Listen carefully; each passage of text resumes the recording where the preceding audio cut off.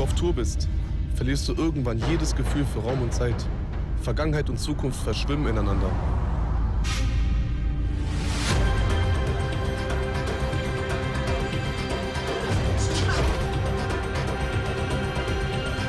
Er hat Hass im Herzen.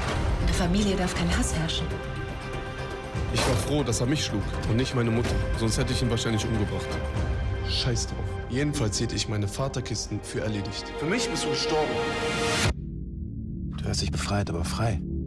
Frei bist du erst, wenn kein Hass mehr in deiner Seele ist. Anita! Du sagst, dass du deinen Vater hast, aber du bist ein Schwein, genau wie er. Alles, was du machst, ist, dass du Wände und Züge mit Farbe zuschmierst. Ich mach das, dass alle wissen, dass ich da war. Ich bin nicht irgend so ein Scheißkanacke, dem man das Klo runterspülen kann.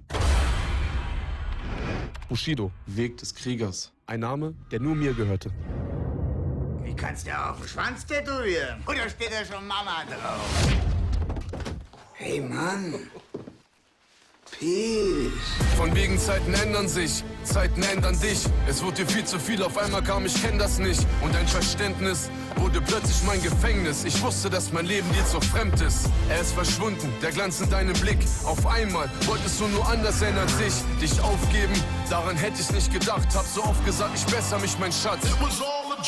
Ein Traum, ich versteh's einfach nicht. Auch wenn du nichts von mir hältst, ich trage dich noch immer tief in meinem Herzen. Guck, wie warm es ist. Ich kann vergeben, doch du hast mich vergessen. Du bist wie ein Fluch, ich bin besessen. Ich kann vergeben, doch nicht vergessen.